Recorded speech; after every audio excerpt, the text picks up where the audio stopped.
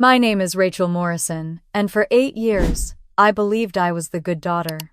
At 42, I'd sacrificed vacations, worked overtime, and written check after check to keep my family financially stable. $352,000 later, I thought we understood each other. Then came New Year's Eve 2024.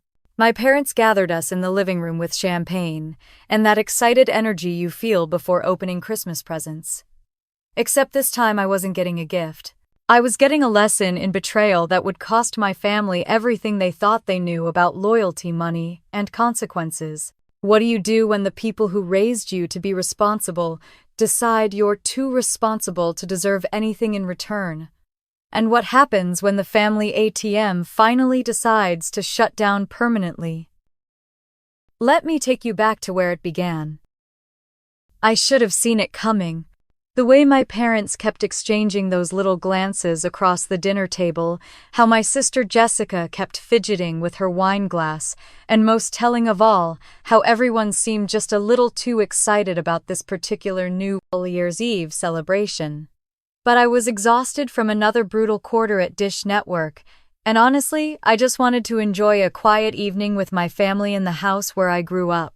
The Colonial on Sheridan Boulevard looked exactly the same as it had every December for the past 20 years. Mom had hung the same gold streamers from the living room ceiling, and Dad had set up his collection of champagne flutes on the kitchen counter, the ones we only used for special occasions. The whole house smelled like her famous honey ham and those dinner rolls that took her all afternoon to make from scratch. Jessica was there with Emma and Tyler, my 8- and 6-year-old niece and nephew, who were running around the house in their pajamas, even though it was only 8 o'clock.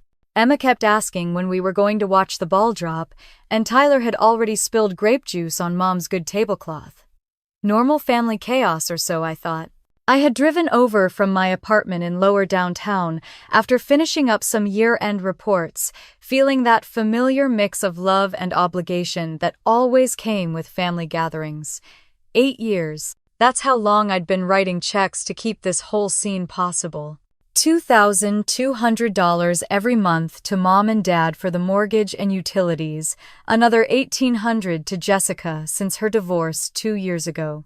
It had become such a routine that I barely thought about it anymore. Family takes care of family, right? That's what Mom always said. Dad seemed unusually energetic for a 67-year-old man. He'd been retired from Lockheed Martin for 3 years now, ever since they laid off half the factory supervisors, and he'd been struggling to find his rhythm ever since. Mom still did bookkeeping for a few small businesses around Lakewood, but that barely covered groceries. Without my help, I knew they'd lose the house they'd worked so hard to buy back in 1998, but tonight felt different. There was something in the air, some kind of electric anticipation that had nothing to do with the approaching midnight hour. Jessica kept looking at her phone and then at our parents like she was waiting for some kind of signal. Mom couldn't sit still, constantly getting up to check on food that didn't need checking, adjusting decorations that were already perfect.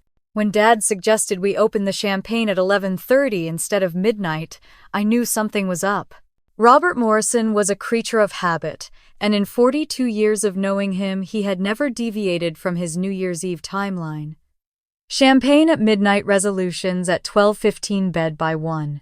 But here he was popping corks, while Dick Clark's New Year's Rockin' Eve was still showing performances from Times Square. Mom handed out the glasses with hands that shook just slightly, and I noticed she'd given Jessica and the kids sparkling cider instead of champagne. The kids didn't usually get to stay up this late, and Emma was already rubbing her eyes, fighting off sleep. That's when Dad cleared his throat in that particular way that meant he had something important to say. The same throat clearing that had preceded my college graduation speech, Jessica's wedding toast, and every other major family announcement of my adult life. He reached into his jacket pocket and pulled out a small wrapped box with a big red bow, the kind of box that usually held jewelry, or maybe a watch. Jessica's eyes got wide, and for a moment I wondered if they were announcing an engagement. Had Mom and Dad renewed their vows? Were they planning some big trip? Dad walked over to Jessica and placed the box in her hands with ceremony that felt rehearsed. She opened it carefully like she knew what was inside, and I watched her face change from nervous excitement to something I couldn't quite read. She pulled out a set of keys attached to a keychain shaped like a house, and underneath them folded papers that looked official, the house deed, with Jessica's name on it. Mom started clapping like she'd just witnessed the most beautiful moment in human history, and Dad was grinning from ear to ear, but all I could hear was the sound of my own heartbeat getting louder and louder. "Happy New Year, sweetheart, Dad," said to Jessica, his voice warm with the kind of pride I hadn't heard directed at me in years. "This house is yours now. Consider it our New Year's gift to help you and the kids start fresh." I set down my champagne glass before I could drop it, the bubbles suddenly tasting flat and bitter on my tongue. Emma was asking what was happening, and Tyler was tugging on Jessica's sleeve, but their voices sounded like they were coming from underwater. Then my parents turned to me, and their expressions shifted. The warmth disappeared, replaced by something that looked almost like pity mixed with dismissal. "Evelyn, Mom," said, using the same tone she'd used when I was 12, and she was explaining why I couldn't have a sleepover on a school night. "From now on, you're on your own. You have your career and that nice apartment downtown. You don't need us anymore." The room went completely silent, except for the distant sound of fireworks starting to go off somewhere in the neighborhood. Other families were celebrating the new year while mine was busy imploding. Something inside me shifted in that moment like a gear clicking into place after years of grinding wrong. The shock was wearing off, replaced by something colder and clearer than anything I'd felt in a long time. I looked around the room at these people who'd raised me, fed me, taught me to ride a bike and helped me with homework, and suddenly I saw them differently. The laughter bubbling up from somewhere deep in my chest surprised me. It wasn't happy laughter. It was the kind of bitter sound that comes when you finally understand a joke that's been told at your expense for years. "Thanks for the lesson," I said, and my voice sounded steadier than I felt. "But don't expect me to be there when you need me." I set my champagne flute down on the coffee table with more force than necessary, and the sharp clink made everyone jump. Emma started to cry, not understanding why the grown-ups were being scary, and Tyler wrapped himself around Jessica's leg like he always did when things got tense. The silence stretched out like a rubber band about to snap. Dad's mouth was opening and closing like he wanted to say something but couldn't figure out what. Mom had gone pale under her carefully applied makeup, probably realizing for the first time that this might not go the way they'd planned. Jessica was the first one to find her voice. "Come on, Evelyn, don't be dramatic. This is good news. I need this house more than you do. You've got your fancy downtown apartment and your big shot marketing job." Her words hit me like cold water. Dramatic. That's what they were calling 8 years of keeping this family financially afloat. Dramatic. I walked to the front window and looked out at the Sheridan Boulevard I'd grown up on. The Johnsons across the street had their living room lights on, probably watching the ball drop with their grandkids. Normal people doing normal family things without elaborate financial schemes and surprise betrayals. The drive back to my apartment took forever, even though it was only 15 minutes from Lakewood to lower downtown. I kept replaying the whole evening in my head, looking for signs I should have caught. How long had they been planning this? When did they decide that Jessica deserved the house, and I deserved nothing? My building's parking garage felt like a sanctuary when I finally pulled in. 23rd floor, corner unit floor, to ceiling windows, overlooking the South Platte River. I'd bought this place 3 years ago with money I'd saved by skipping vacations and working overtime, proud that I could afford something nice in the heart of Denver. Now it felt like evidence of my guilt, proof that I didn't need help, so therefore didn't deserve consideration. I poured myself a real drink, not champagne, but the good whiskey I kept for special occasions, and sat on my balcony despite the January cold. The city spread out below me, all those lights representing families and lives I'd never know. Some of them probably dealing with their own versions of tonight's drama. Some of them probably wondering how they'd gotten so tangled up in family obligations that they'd forgotten to protect themselves. That's when the weight of it really hit me. 8 years of automatic transfers, emergency payments, crisis management, and endless guilt trips disguised as gratitude. I'd been so busy being the responsible one that I'd never stopped to ask what I was actually getting in return, besides the privilege of being taken for granted. I thought about all the times I'd worked late to earn extra money for their emergencies, the vacation to Europe I'd canceled when Dad needed dental work, the new car I'd put off buying because Jessica needed help with her divorce lawyer, the promotions I'd probably missed because I was always stressed about family finances instead of focused on my career. They'd made me complicit in my own financial exploitation, and the worst part was, I'd done it willingly because I thought that's what love looked like. My phone was sitting on the kitchen counter, and I knew what I had to do. The banking app opened with my fingerprint, showing all those neat little rows of automatic payments scheduled for the first of every month. Mortgage assistance for Mom and Dad. Rent help for Jessica. Utility payments. Emergency fund transfers. $352,000. That's what the calculator told me when I added up 8 years of supporting a family who apparently saw me as nothing more than a convenient ATM they could discard when they found a better solution. My finger hovered over the cancel button for each automatic payment. One click and it would all stop. One click and they'd have to figure out how to live without me. One click and I'd find out what my life looked like when I stopped setting myself on fire to keep other people warm. The first cancellation went through with a soft chime, then the second, then the third. By the time I was done, my phone showed nothing but confirmation messages and zeroed out payment schedules. I managed to sleep for exactly 3 hours before my phone started ringing. "The caller ID," said Mom, and I let it go to voicemail. Then it rang again. And again. By 7 in the morning, I had 12 missed calls and a voice mailbox full of increasingly frantic messages, ranging from confused to angry to downright nasty. The first week of January passed in a blur of ignored phone calls and deleted text messages. I went to work, came home, ordered takeout, and pretended my family didn't exist. It was easier than I'd expected, which probably should have told me something about the state of our relationships. But by the second week, they'd figured out where I worked. I was in the middle of reviewing Q4 campaign results when my assistant knocked on my office door at the Dish Network building in the Denver Tech Center. There was something in her expression that made my stomach clench. "Your mother is online too," she said quietly. "She says it's urgent." I stared at the blinking light on my phone for a full 30 seconds before I picked up. Evelyn Marie Morrison, Mom's voice, came through the speaker sharp enough to cut glass. "What do you think you're doing?" "I'm working, Mom. At my job. The one that's been paying your bills for the last 8 years. Don't you dare get smart with me. Do you have any idea what you've done? The mortgage payment didn't go through. The electric company is threatening to shut off our power. Your father is having chest pains from the stress." The chest pains were a new touch. Dad had been having chest pains for every family crisis since I was 16. They'd never once resulted in an actual heart attack, but they were always mentioned when guilt was needed. "I'm sorry to hear that," I said, and I was surprised to find that I meant it. "But you have a house worth $650,000 now. I'm sure you can figure something out." There was silence on the other end.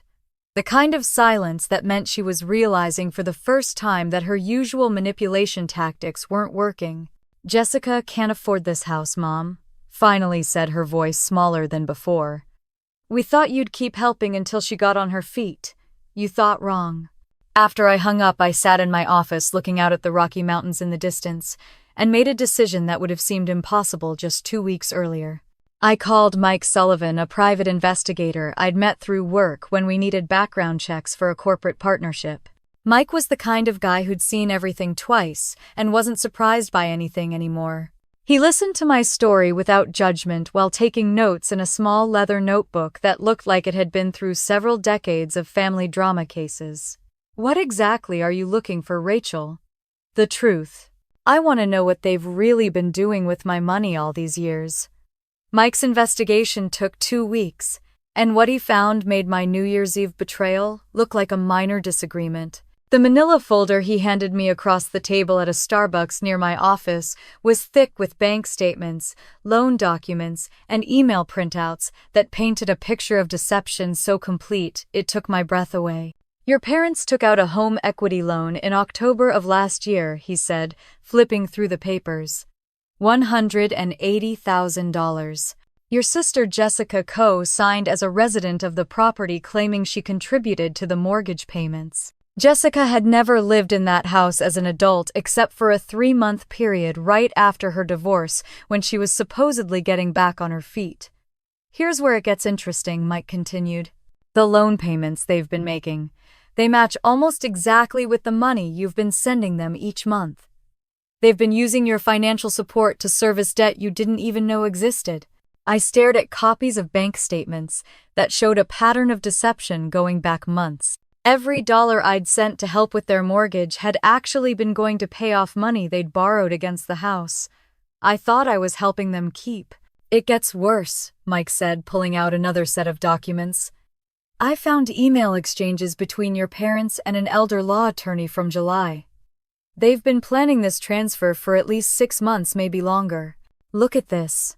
The email printout showed a conversation between my father and some lawyer in Lakewood discussing asset protection strategies and the best way to transfer property to avoid potential claims. There was even a line about timing the transfer to minimize family disruption.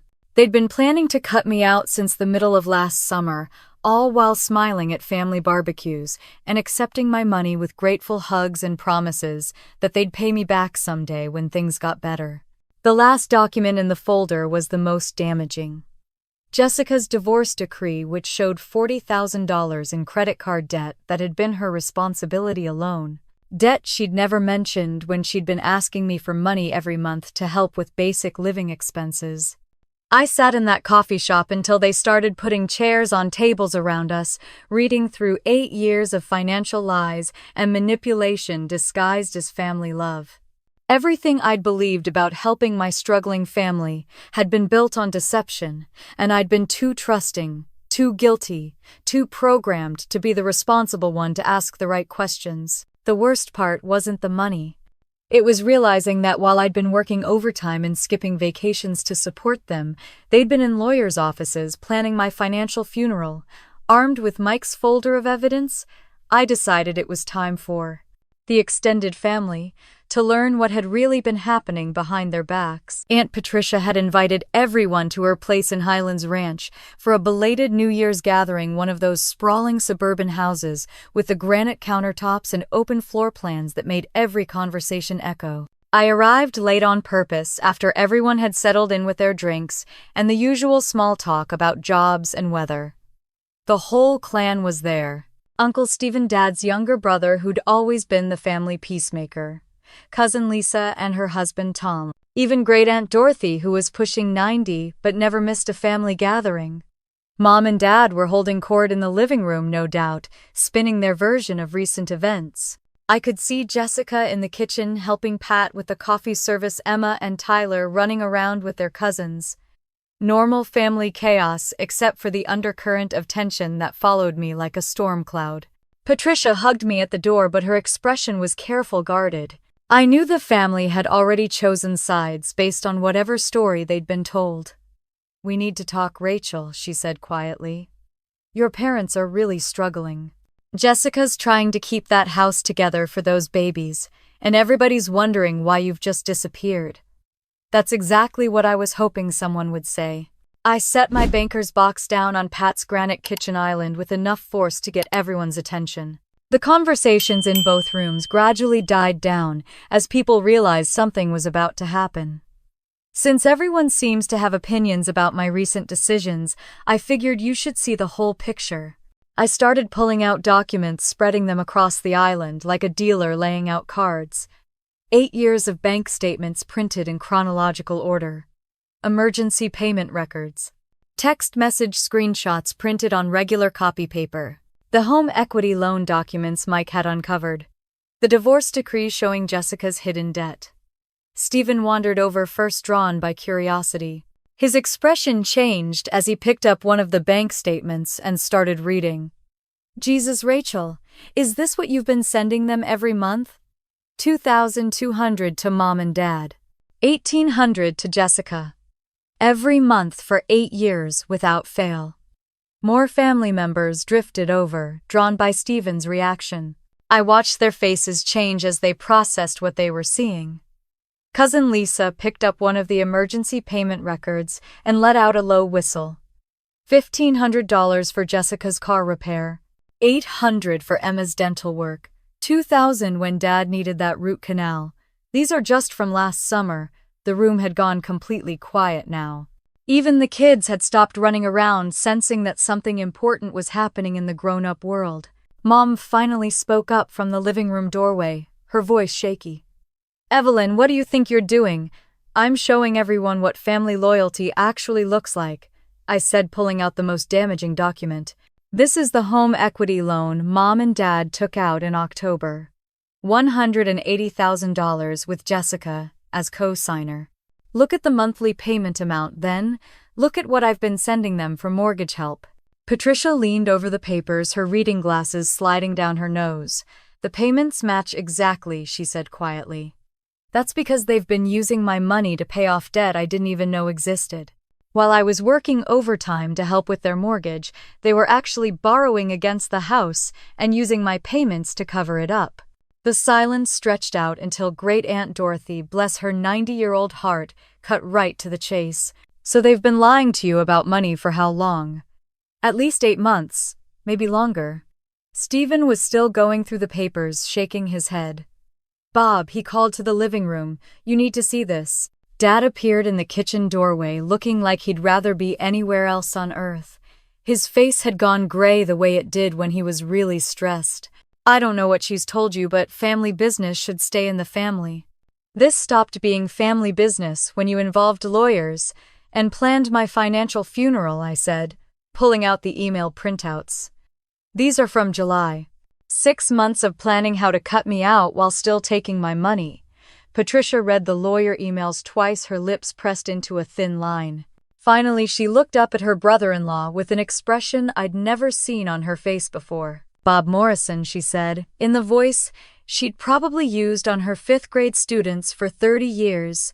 "You should be ashamed of yourself." The kitchen erupted into overlapping conversations, questions, accusations, and demands for explanations. Jessica started crying, saying she'd never meant for any of this to happen, that she'd just signed papers when Dad asked her to.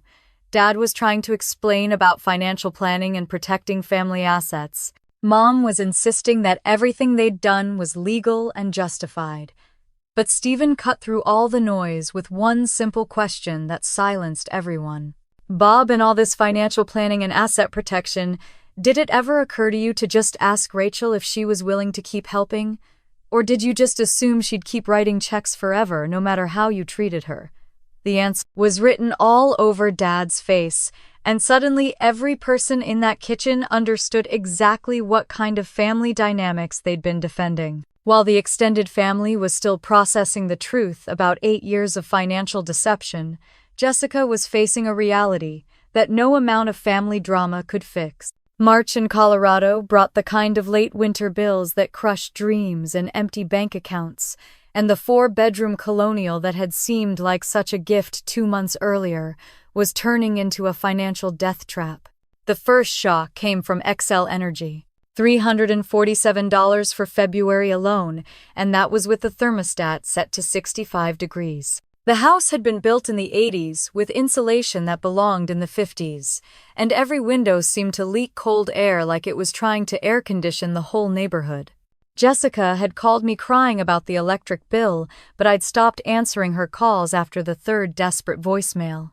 Then came the property tax notice. Jefferson County wanted their money, and it turned out Mom and Dad were 4 months behind. $1,800 due immediately, with penalties adding up daily. Jessica had stared at that notice for 3 days before accepting that her part-time target salary couldn't even make a dent in it. By mid-March, the house had become a choose-your-own adventure of financial disasters. Heat or groceries, electricity or gasoline, water bill or Emma's school supplies. There was never enough money for everything, and Jessica was learning what I'd been subsidizing all those years. I heard about her troubles through Patricia, who'd maintained contact with Mom despite the family civil war that followed our kitchen table confrontation. Jessica had started drinking more, something that had been a problem during her marriage, but had seemed under control since the divorce. Now she was buying wine at the grocery store when she should have been buying milk, telling herself she deserved something to take the edge off after dealing with bills she couldn't pay and a house she couldn't afford. The kids were starting to notice. Emma's teacher at Lakewood Elementary had called twice about incomplete homework and falling asleep in class. Tyler had started having accidents again, something he hadn't done since he was 4.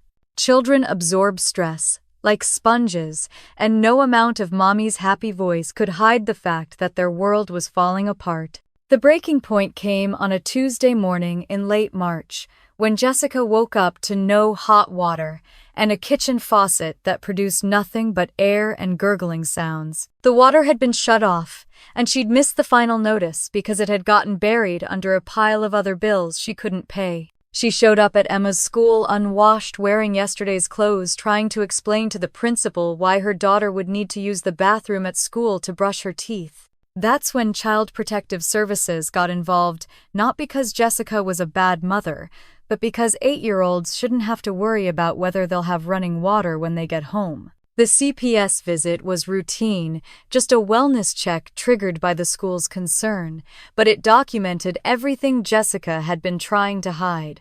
The house that looked impressive from the street was freezing inside with a thermostat set to 58 degrees and space heaters running in just the bedrooms. The refrigerator had some lunch meat, a half-gallon of milk, and 3 bottles of white wine. The pantry held mostly pasta and canned soup, the kind of survival shopping you do when every dollar counts. But what really scared me hearing about it later through Patricia was the look the social worker described in Jessica's eyes. Not defiant or angry, but defeated. Like she'd finally realized that getting everything she'd wanted was going to destroy her. That's when Jessica decided to take matters into her own hands in the most spectacularly inappropriate way possible. I was in a client meeting at Dish Network, going over quarterly marketing projections with the regional sales team, when my assistant knocked on the conference room door. Her face was white, the way it gets when something has gone very wrong. "There's a situation in the lobby," she said quietly. "Security is asking for you." I excused myself and took the elevator down to the main floor, where I found Jessica standing near the reception desk with Emma, and Tyler flanked by 2 very professional-looking security guards. Jessica's hair looked like she'd slept in her car, and she was clutching Tyler's hand so tightly I could see his little fingers turning red. The kids looked mortified, Emma staring at the floor and Tyler starting to cry as office workers walked past staring at the scene. Evelyn Jessica called out when she saw me loud enough that everyone in the lobby could hear. "We need to talk. Right now." The security guards looked at me apologetically. "She says she's your sister, ma'am. She's been here for 20 minutes asking to see you. And when we explained about appointment procedures, she got upset." Upset was a diplomatic way to describe whatever had happened before I got there. Jessica's eyes were red and wild, and I could smell wine on her breath even from 6 feet away. It was barely noon on a Tuesday, and she'd brought my niece and nephew to my workplace while drunk. Emma looked up at me with eyes full of shame and confusion, and my heart broke for both those kids who were learning that adults couldn't always be trusted to make good decisions. The workplace humiliation was just the beginning of what became the longest afternoon of my professional life. After security escorted Jessica and the kids to the parking lot, I spent 2 hours in meetings with HR, explaining a family situation that sounded insane even to me. My boss wanted to know if I needed time off to deal with personal issues. My colleagues were asking if everything was okay. The whole thing was a nightmare of professional embarrassment wrapped around a family crisis I couldn't fix. But Jessica's desperate ambush had given me something I hadn't expected. Clarity. I called Jennifer Walsh that evening from my apartment, looking out at the Denver skyline, while I explained 8 years of family financial manipulation to a lawyer who specialized in exactly this kind of mess. Jennifer had one of those calm, professional voices that made you feel like your problems were manageable even when they weren't. She listened to my whole story without interrupting, occasionally asking for clarification about dates or amounts, taking notes I couldn't see through the phone. "Rachel," she said, "when I finished, what your family did is a textbook case of financial exploitation, and you have more legal options than you probably realize." The consultation took place the next day, at her office in Cherry Creek, one of those glass towers that made you feel like serious business was being conducted inside. Jennifer had prepared a thick folder of Colorado statutes and case law, but she explained everything in terms that made sense to someone who'd never thought about suing her own family. Under Colorado law, sustained financial support without formal loan agreements can still be claimed as debt, especially when there's evidence of deception or misrepresentation. Your parents used your money to secure additional loans while actively planning to exclude you from any benefit. That's problematic from several legal standpoints. She spread out copies of the documents Mike had uncovered, pointing to specific details that suddenly looked different through a legal lens. "This home equity loan is particularly interesting," she continued. "Your sister co-signed by claiming she was a resident who contributed to mortgage payments. Your bank records prove that you are actually making those contributions. That's potential fraud, and it makes Jessica liable for debt that was partially created using your money." The legal strategy Jennifer outlined was more complex than I'd expected, but also more hopeful. Colorado had specific protections for people in my situation, and the documentation I'd gathered was unusually complete for this type of case. "We start with Jefferson County Small Claims Court," she explained. "The limit is $7,500, but it's fast, relatively inexpensive, and it establishes legal precedent for larger claims if we need to pursue them later. We document your most easily proven financial contributions and seek recovery plus court costs. The paperwork took 3 days to prepare and another week to serve properly."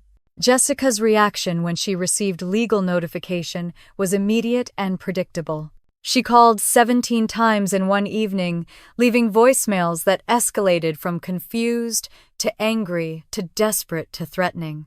I listened to them all the next morning over coffee, Jessica's voice getting increasingly slurred as the evening had progressed, and she'd apparently worked her way through another bottle of wine. "You can't sue your own sister, Evelyn. This is insane. We're family.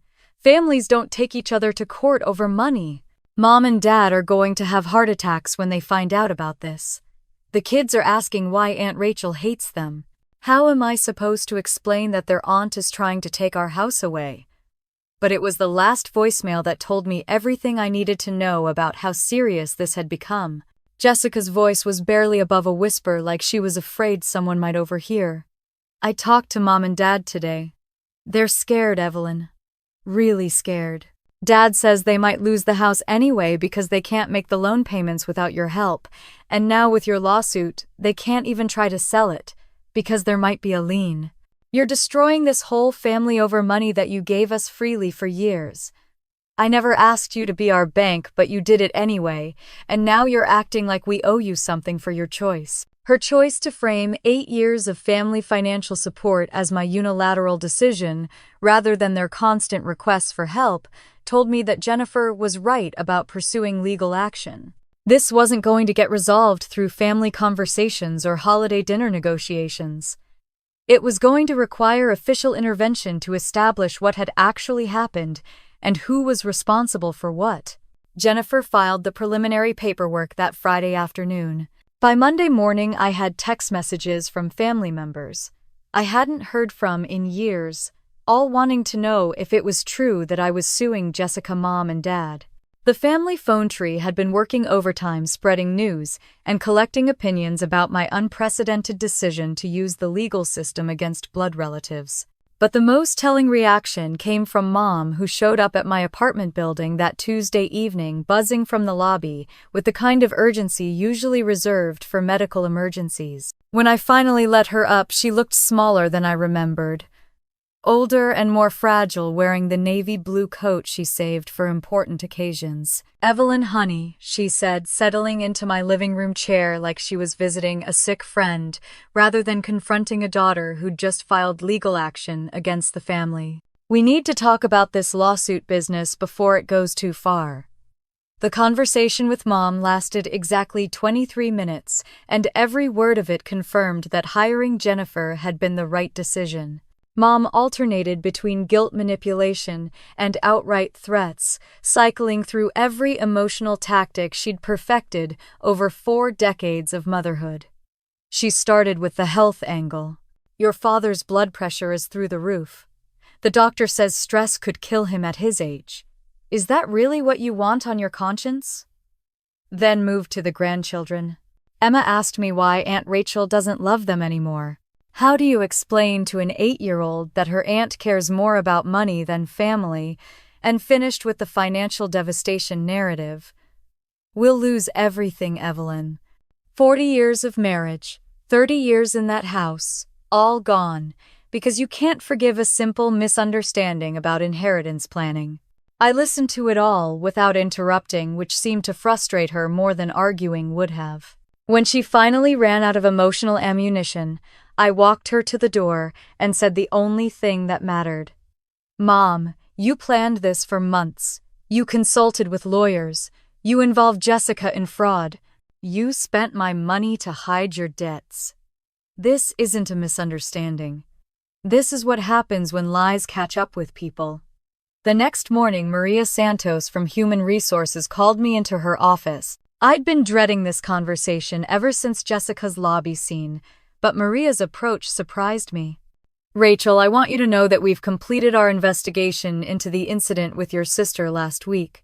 Security cameras show that you handled an extremely difficult personal situation with complete professionalism. She pulled out a thin file folder and set it on her desk between us. Your colleagues have been asking how they can support you during this family crisis. Your team lead says you've maintained excellent work quality despite obvious personal stress. Frankly, the way you've kept your private issues from affecting your professional responsibilities is exactly the kind of judgment we value in leadership positions. Leadership positions. That phrase made my heart skip. Which brings me to the main reason I asked you here today. The marketing director position has been approved by senior management. We'd like to offer you the promotion effective immediately, with a salary adjustment to $110,000 annually, plus expanded benefits. I stared at her for a full 10 seconds before the words sank in.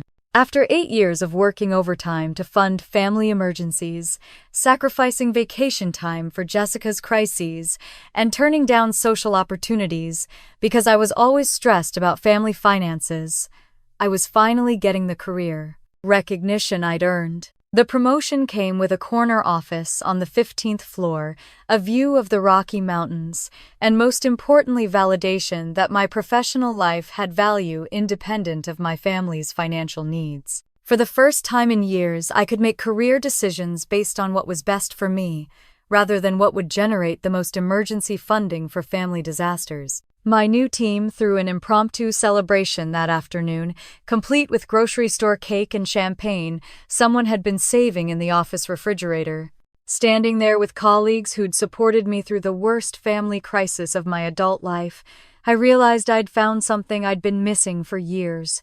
People who valued me for my contributions rather than my bank account. But the best part of the promotion was the timing. When Jennifer called that evening to update me on the legal proceedings, I had good news to share, along with the latest family drama developments. Rachel, your case is stronger than most people realize.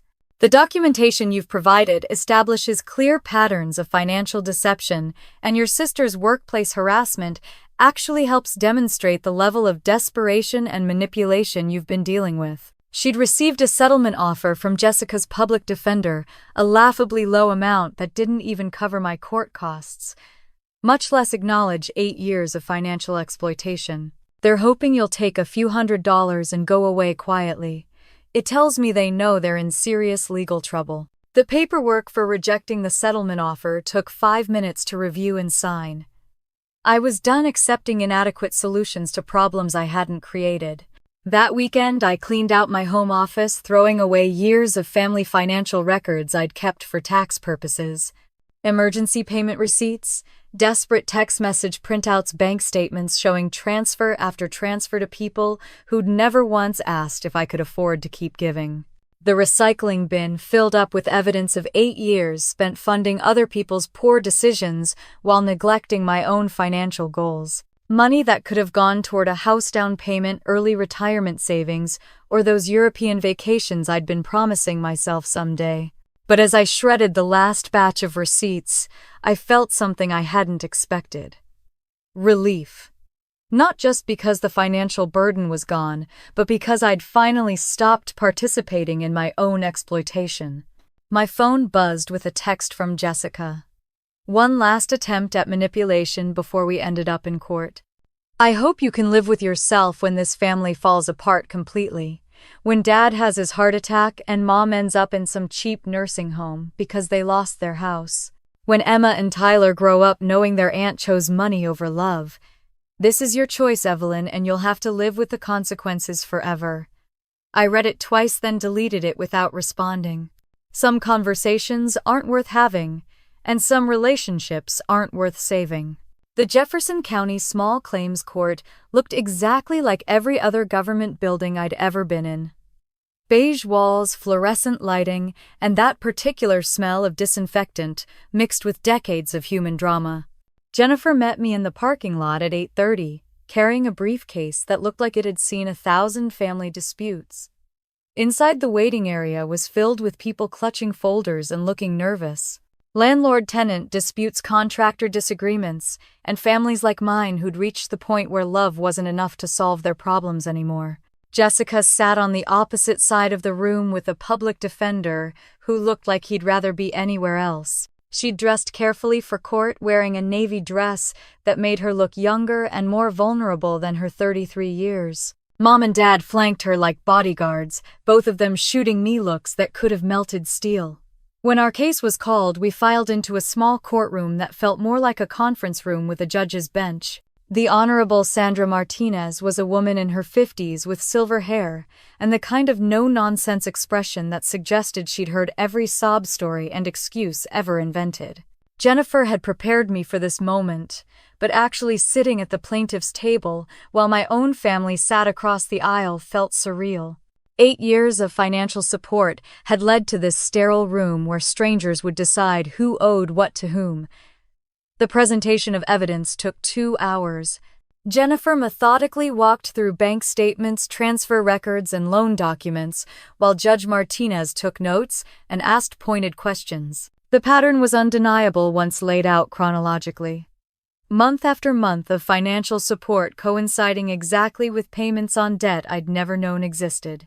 Jessica's public defender tried to argue that my financial contributions had been gifts freely given, with no expectation of repayment, but that defense crumbled when Jennifer introduced the email evidence showing premeditated deception and asset protection planning.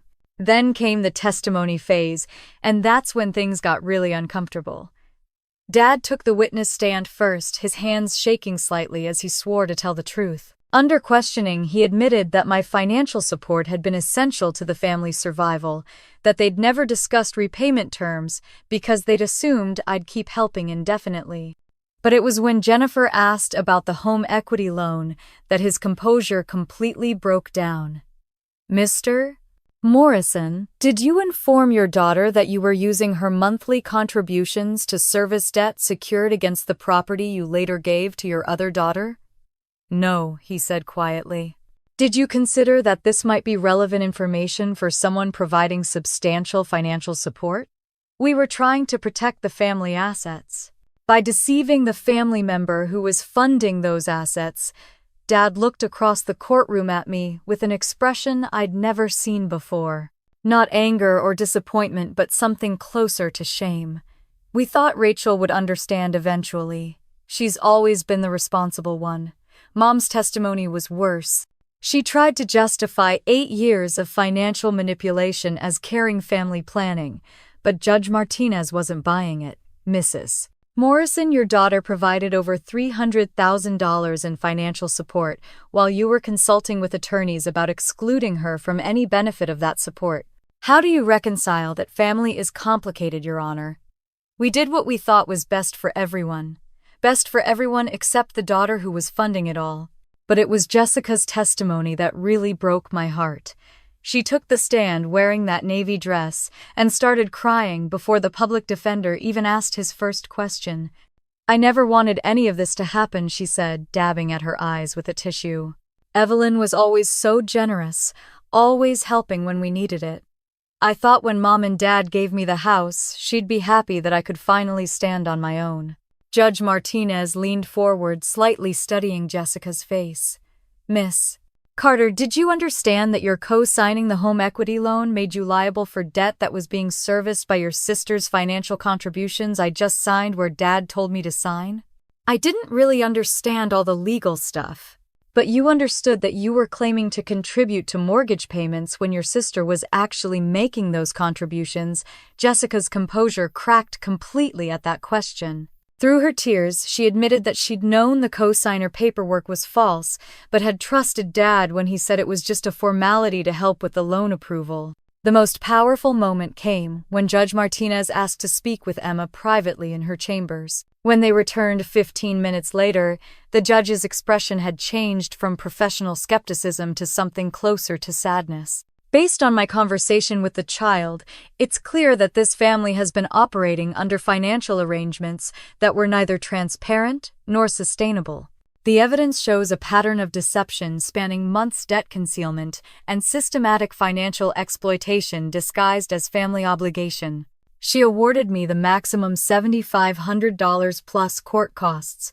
But more importantly, she established legal precedent for my larger claims and publicly validated everything I'd been saying about my family's financial manipulation.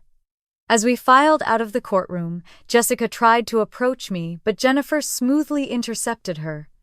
"All future communication goes through legal counsel," she said firmly. I walked out of that courthouse feeling something I hadn't experienced in 8 years. Vindication. Not just financial, but emotional and moral vindication, that I hadn't been crazy or selfish or cruel. I'd been exploited, and now there was an official legal record proving it. The legal victory felt hollow when I drove past the house 3 weeks later and saw the foreclosure notice taped to the front door. That official yellow paper flapping in the April wind was like a period at the end of a very long, very painful sentence. Patricia called that evening with details I hadn't asked for but somehow needed to hear. The bank had moved faster than anyone expected once they realized the property was tied up in legal disputes. Mom and Dad had exactly 30 days to vacate the house they'd called home for 26 years. "They're packing everything they own into a U-Haul truck," Pat said, her voice heavy with something between sadness and exhaustion. "Your mother keeps asking if you might change your mind about helping just until they can get back on their feet." The request was so absurd it made me laugh, but not the good kind of laughter. After months of legal battles, court testimony, and official findings of financial deception, they were still hoping I'd rescue them from the consequences of their own choices. Jessica's situation was even worse. Without my monthly support and facing her own legal judgments, she defaulted on every bill associated with the house. Xcel Energy had disconnected the power in March. The water company followed in early April. By the time the foreclosure notice went up, she'd been living in a 4-bedroom house, with no utilities, trying to keep 2 small children comfortable with flashlights and bottled water. Emma's teacher had called Child Protective Services again when the 8-year-old fell asleep at her desk for the 3rd time in 2 weeks. The follow-up visit documented a living situation that was heartbreaking, even by CPS standards. No heat, no electricity, and a single mother whose drinking had progressed from wine with dinner to wine instead of dinner. The emergency custody hearing happened on a Wednesday morning that I knew nothing about until Stephen called me at work. "Your sister's kids are with their father temporarily," he said, without preamble. Jessica had some kind of breakdown at the custody hearing. Started screaming at the judge about how this was all your fault, how you'd destroyed the family over money you'd given freely for years.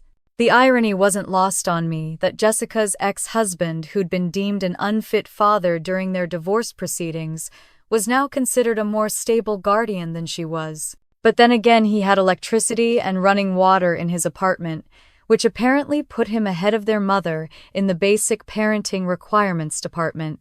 The final blow came in early May when I drove past the house one last time before the sheriff's sale.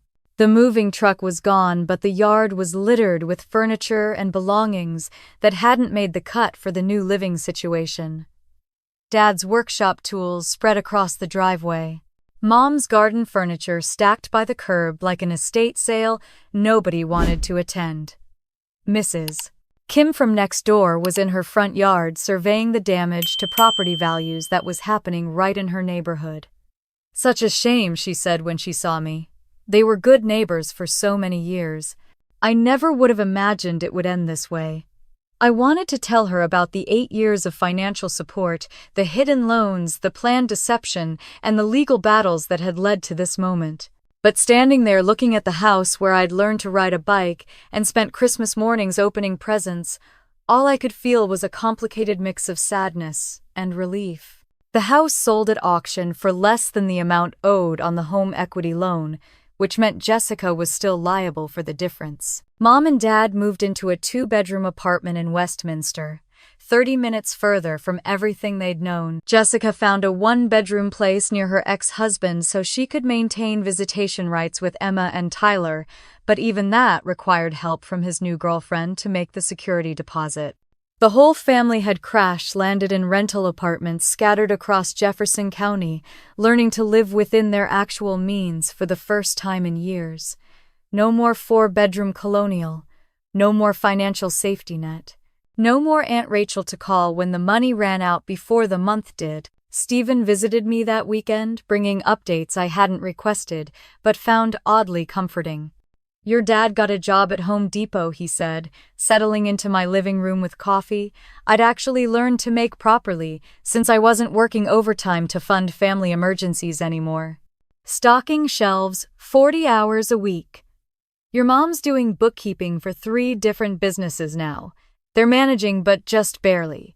And Jessica customer service at Comcast, full-time benefits, actual paychecks she can't spend on wine, because the kid's father is watching her finances as part of the custody arrangement." For the first time in months, I felt something that might have been hope. Not hope for reconciliation or family healing, but hope that maybe they'd finally learn the difference between want and need, between financial planning and financial manipulation. That night, I stood on my balcony, looking out at the Denver lights, thinking about consequences and choices, and the price of finally putting yourself first in a family that had trained you to come last. The invitation to Dish Network's annual marketing retreat at the Broadmoor in Colorado Springs came at exactly the right time.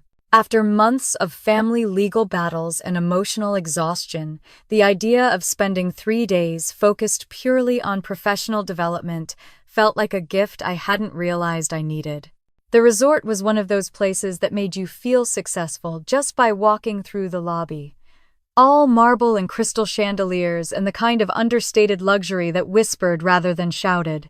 My room overlooked the mountains, and for the first time in months, I felt like I could breathe properly. The first day was standard corporate retreat fare. Team-building exercises, marketing strategy sessions, and networking lunches where everyone tried to look interested in quarterly projections while mentally planning their weekend. But it was during the afternoon workshop on sustainable business practices that I met someone who would change everything about how I thought about relationships and trust. Michael Chen was presenting a case study on affordable housing design, and something about his approach caught my attention.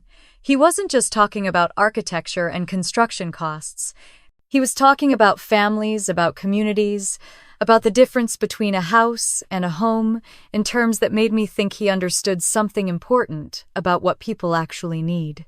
During the coffee break, I found myself standing next to him at the pastry table, both of us reaching for the same chocolate croissant. "You can have it," he said with a smile that reached his eyes. "I'm supposed to be watching my sugar intake anyway." "I'm Rachel Morrison," I said, accepting the pastry like it was a peace treaty. Michael Chen, interior architect with a sweet tooth and questionable impulse control. We ended up talking through the entire 15-minute break and picking up the conversation again at dinner. Michael had grown up in Westminster, the son of Vietnamese immigrants, who'd sacrificed everything for his education. His parents had worked double shifts at a restaurant they'd never owned, sending every extra dollar toward his college fund while living in a one-bedroom apartment above the kitchen. The pressure had been incredible, he told me over wine, that actually tasted expensive for once. Every decision I made had to justify their sacrifice. Every grade, every job, every relationship got measured against what they'd given up for me.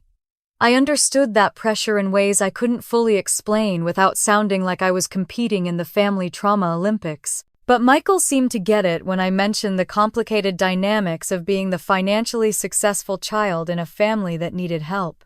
It's different when you're the one everyone looks to for solutions, he said quietly. You start to think your value as a person is tied to how much you can provide for others. We talked until the resort bar closed, and then continued the conversation the next morning over coffee in the lobby. Michael had spent years in therapy working through family guilt and financial boundary setting. His parents had wanted him to support extended family members, fund business ventures that made no sense, and basically become the family bank the way I'd become mine. But you figured out how to say no, I said, more as a question than a statement. Eventually. It took a long time and a really good therapist, but I learned that helping people doesn't always help them. Sometimes it just enables them to avoid learning skills they need to survive on their own. The retreat ended too soon, but Michael asked if I wanted to continue our conversation over dinner in Denver the following weekend. It felt strange being asked on what was clearly a date by someone who knew almost nothing about my recent family disasters, but somehow understood the emotional landscape I was navigating. Patricia called that Thursday with an update I hadn't requested, but found oddly reassuring. Your parents are adjusting to apartment life, she said. Your mother's actually enjoying not having to maintain that big house, though she'll never admit it. And your father seems happier with a structured job than he was sitting around retired with nothing to do. What about Jessica? Clean for 6 weeks now. The custody arrangement requires regular drug and alcohol testing, so she's finally getting sober for real. The kids visit every other weekend, and she's actually showing up for them in ways she never did when she had you as backup. That weekend's dinner with Michael took place at a small restaurant in Cherry Creek, the kind of place with excellent food and terrible lighting that made everyone look mysterious and attractive. We talked about family expectations, career goals, and the challenge of building adult relationships when you've spent years being defined by how much you can provide for other people. I found myself telling him about the New Year's Eve betrayal, the legal battles, and the complicated relief of finally putting myself first. He listened without trying to fix anything or offering advice I hadn't asked for, which felt like a miracle after months of well-meaning friends telling me how I should handle my family situation. When he walked me to my car, he asked a question that stayed with me for days afterward. What does your life look like now that it's actually yours? I realized I didn't know how to answer that question. For 8 years, my life had been structured around other people's emergencies and needs. Work overtime to fund Jessica's crisis. Skip vacations to cover Dad's medical bills. Turn down social opportunities because I was always stressed about family finances. Now, for the first time since I'd started working, my paycheck was mine to spend on whatever I wanted. My evenings were free for whatever I chose to do. My weekends belonged to me instead of to family drama and financial planning for people who'd never learned to plan for themselves. It was terrifying and liberating in equal measure, like suddenly having permission to want things I'd forgotten I was allowed to want. By summer, the full scope of the family's financial collapse had become clear through a combination of legal documents, family gossip, and the kind of small-town information network that made privacy impossible in Jefferson County. The sheriff's sale had netted less than the outstanding loan balance, leaving Jessica liable for nearly $40,000 in remaining debt that she'd never be able to pay on her Comcast salary. The bankruptcy attorney she'd consulted had explained her options in terms that basically boiled down to 7 years of ruined credit and garnished wages. Mom and Dad's Westminster apartment was a far cry from the spacious colonial they'd called home for over 2 decades. 800 square feet, 2 bedrooms and a kitchenette that barely had room for the microwave and coffee maker. Dad's workshop tools had been sold at the yard sale nobody in the family wanted to talk about. Mom's china cabinet was in storage because there wasn't space for it in the new place. But according to Patricia, who'd maintained contact despite the ongoing family civil war, they were actually managing better than anyone had expected. "Your father likes his job at Home Depot," she told me, over lunch at a Cherry Creek restaurant I could finally afford to enjoy without calculating how much the meal cost versus family emergency funds. "He's got health insurance again, a regular schedule, and coworkers who seem to appreciate his experience. Your mother's bookkeeping business is growing. She's got 5 clients now, and talks about maybe getting her own office space." The transformation sounded almost too good to be true, like people who'd spent decades avoiding financial responsibility had suddenly developed money management skills overnight. "It wasn't overnight," Pat continued, reading my skeptical expression. "The first few months were rough. Your mother cried a lot. Your father went through a phase where he blamed you for everything. But around March, something shifted. I think they realized that being angry wasn't going to pay the rent." Jessica's situation was more complicated, but potentially more hopeful. The custody arrangement with her ex-husband had forced her into sobriety and financial accountability in ways that years of family intervention had never achieved. She was attending AA meetings 3 times a week and working with a financial counselor who specialized in single mothers rebuilding their lives after divorce. The most surprising development was her relationship with Emma and Tyler. Without the chaos of financial crisis and constant stress about keeping the house, she was actually present for her children in ways she'd never managed before. "She picks them up from school every Tuesday and Thursday," Stephen had told me during one of his periodic updates. "Takes them to the library, helps with homework, makes dinner that doesn't come from a drive-through window. It's like she's learning how to be their mother, instead of just surviving in the same house with them." I used the money from my court settlement and the savings from not supporting 3 households to establish 529 college funds for both kids. $25,000 each, invested conservatively, but positioned to grow over the next decade. Emma and Tyler would have educational opportunities regardless of their parents' financial struggles. The paperwork listed me as the account holder, but specified that the funds could only be used for qualified educational expenses. It was my way of helping the kids, without enabling the adults, a boundary I'd learned to draw, with Jennifer's help during our legal strategy sessions. Michael and I had been seeing each other regularly for 3 months by then, and he'd become my sounding board for navigating the complex emotions of watching my family rebuild their lives without me. He understood the guilt that came with relief, the way you could simultaneously want people to succeed and need to protect yourself from being drawn back into their dysfunction. One evening in July, we were walking around Sloan's Lake after dinner, watching the sun set behind the Rocky Mountains, when he asked a question that stopped me in my tracks. "Do you miss them?" It was such a simple question, but I'd been avoiding thinking about the answer for months. I missed the idea of them, the family I'd thought we were, before I understood how our relationships actually functioned. I missed the version of my parents who'd raised me to be responsible and kind before I realized they'd taught me to be responsible for everyone except myself. "I miss who I thought they were," I said finally. "But I don't miss the constant stress of managing everyone else's financial emergencies. I don't miss working overtime to fund other people's poor decisions. I don't miss feeling guilty every time I bought something for myself because the money could have gone to family crisis management." Michael nodded, squeezing my hand as we continued walking around the lake. "That's healthy," he said.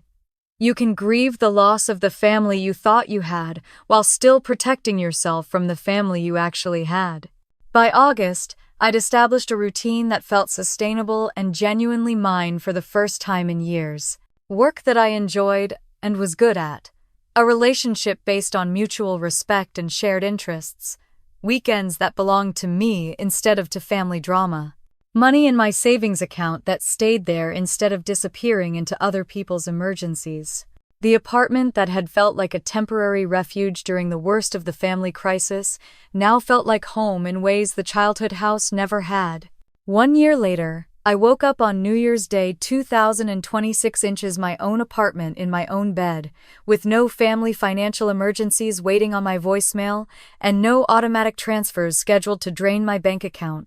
The contrast to that devastating evening at the Sheridan Boulevard house felt like comparing two different lifetimes. Michael was in the kitchen making coffee, humming something off-key, while he waited for the machine to finish brewing. We'd spent the previous evening at a party with my colleagues from Dish Network, people who knew me as Rachel, the marketing director, rather than Rachel, the family ATM, and we'd stayed until midnight without worrying about anyone else's problems or needs.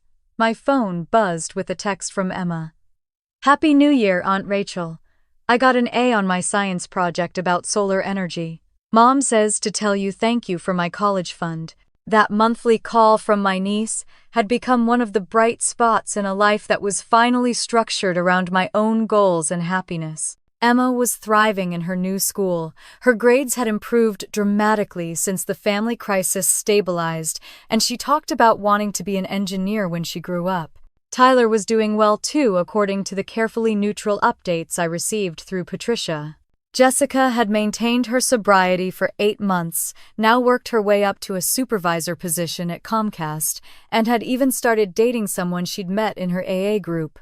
The financial disaster that had destroyed her life had also forced her to rebuild it on more solid foundations than she'd ever learned to create before. Mom and Dad were surviving, and that was probably the best outcome anyone could have hoped for after decades of financial mismanagement. Dad's job at Home Depot provided health insurance and a sense of purpose he'd been missing since retirement. Mom's bookkeeping business was steady enough that they could afford their apartment and even modest entertainment. They'd never be wealthy, but they were learning to live within their means for the first time in their marriage. The legal settlements had been finalized in September, with me recovering about 15% of what I'd actually provided over 8 years. Not enough to make up for the lost savings and delayed retirement planning, but enough to establish those college funds and feel like some kind of justice had been served. More importantly, I'd learned something invaluable about the difference between helping and enabling, between love and financial exploitation, between family loyalty and self-respect. Patricia and Stephen had become my chosen family, the relatives who valued my presence rather than my bank account. We'd established new holiday traditions that felt healthier and more genuine than anything I'd experienced in the old family dynamic. Michael fit into those traditions, naturally bringing his own experience with family boundary setting and the wisdom of someone who'd learned to prioritize his own well-being without guilt. My career had flourished once I wasn't constantly stressed about funding other people's crises. The promotion to marketing director had led to expanded responsibilities, professional recognition, and the kind of job satisfaction that comes from focusing on work instead of family financial emergencies. But the most profound change was internal.